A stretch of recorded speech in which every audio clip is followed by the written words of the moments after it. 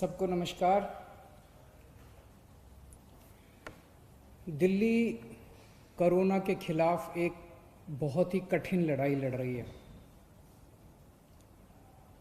आपका मुख्यमंत्री होने के नाते मैं आज आपके सामने इस कोरोना के खिलाफ दिल्ली का जो अभी तक का संघर्ष रहा है उसको संक्षेप में रखना चाहता हूँ। हमारी लड़ाई मार्च के महीने में, लगभग मार्च के महीने में शुरू हुई। मार्च में पूरी दुनिया से, जब पूरी दुनिया के अंदर कोरोना फैला हुआ था, खासकर जिन जिन देशों में कोरोना फैला हुआ था, वहाँ से भारतीयों ने कहा कि वो अपने देश वापस लौटना चाहते हैं। केंद्र सरकार ने सही निर्णय लिया और उन सब लोगों को वापस अपने देश लाने के लिए फ्लाइट्स का इंतजाम किया। मार्च के महीने में विदेशों से, खासकर उन देशों से जहां पर कोरोना ज़्यादा फैला हुआ था, 35,000 लोग दिल्ली आए। इन लोगों को एयरपोर्ट पे स्क्रीन करते थे, देखते थे कि बुखार है क्या। कुछ चंद लोग जिनको बुखार था उन्हें आरएमएल सफदरजंग में भर्ती कराया और बाकी सबको घर भेज दिया।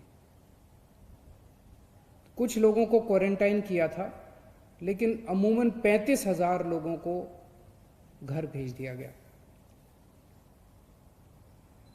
जाहिर है कि ये जितने लोग अपने अपने घर गए उस टाइम, और ये सब उन दिनों कोरोना के बारे में जानकारी कम थी, गाइडलाइंस कम थी, ये सब लोग अपने अपने घर गए और जाहिर है कि एक से दूसरे को, दूसरे तीसरे को कोरोना फैलता गया। उन दिनों में तो टेस्टिंग किट भी अवेलेबल नहीं थी, उन दिनों में तो टेस्टिंग लैब भी नहीं थी, टेस्टिंग भी नहीं हो पाती थी। फिर लॉकडाउन हुआ और लॉकडाउन की वजह से लोग अपने अपने घरों में थे, इसीलिए कोरोना थोड़ा कम फैला। मई के अंतिम हफ्ते में जब लॉकडाउन खुलना चालू हुआ तो उम्मीद थी कि कोरोना थोड़ा फैलेगा, कोरोना थोड़ा बढ़ेगा। 15 मई के आसपास से हम देखते हैं कि दिल्ली के अंदर कोरोना बड़ी तेजी से बढ़ने लगा।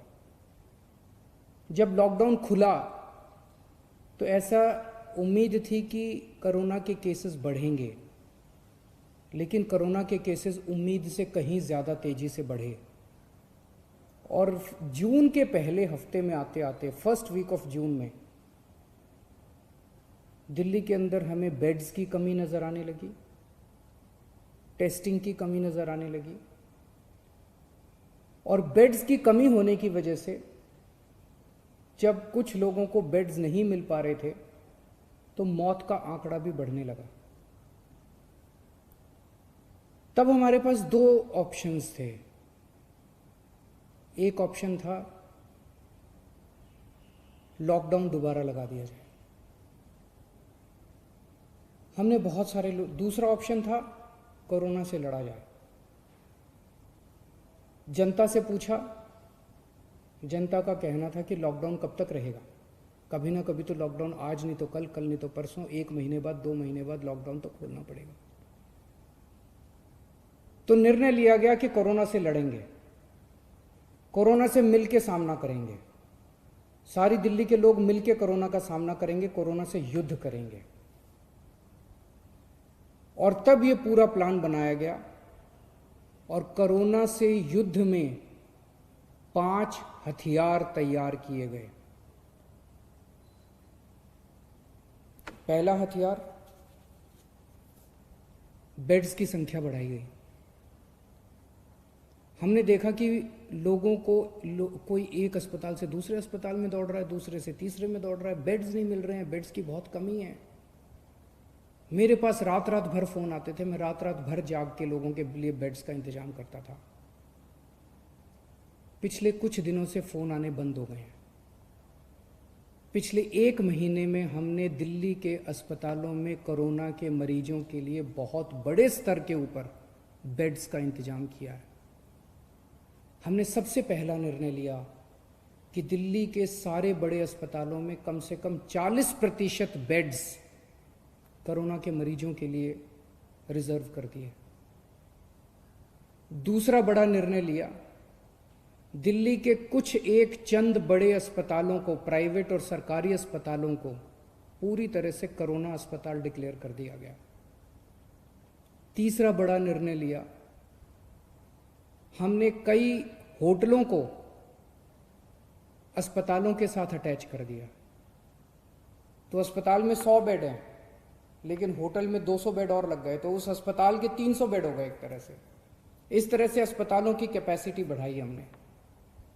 होटल नाराज हुए, होटल कोर्ट में गए, हमने कोर्ट में लड़ाई लड़ी और कोर्ट में लड़ाई जीत गए और 3,500 बेड्स हम लोगों ने होटल के अंदर पिछले 1 महीने में हमने तैयार किए हैं।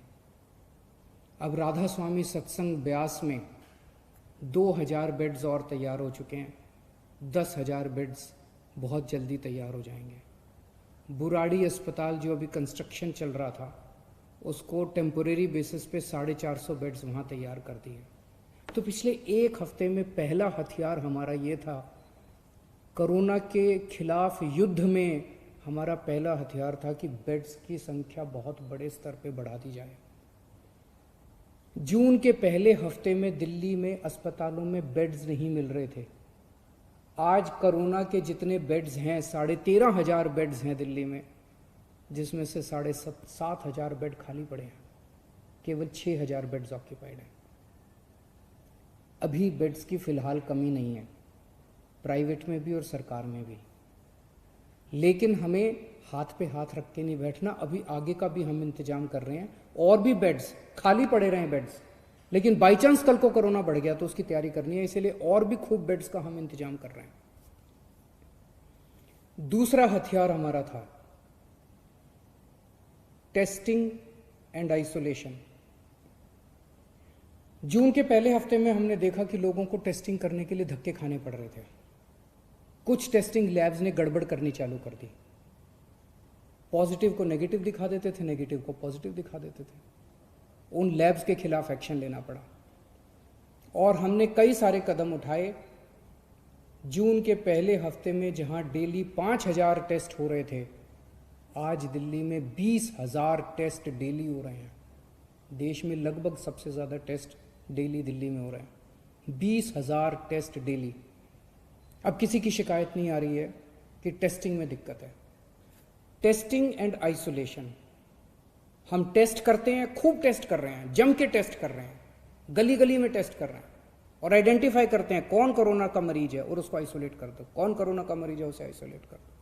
बहुत बड़े स्तर पे दिल्ली में चल रहा है और इसके लिए मैं खास तौर से केंद्र सरकार का शुक्रिया अदा करना चाहता हूँ, जिन्होंने हमें रैपिड टेस्टिंग की में मदद की। एंटीजन टेस्ट्स, उन्होंने पहले हमें कुछ किट्स दिए, अब तो हमने 6 लाख किट खुद भी खरीद लिए, लेकिन पहले एंटीजन टेस्ट शुरू करने के किट्स हमें केंद्र सरकार ने दिए, परमिशन दी, हमारा हाथ पकड़ के हमें करना सिखाया। इसके लिए हम केंद्र सरकार के आभारी हैं।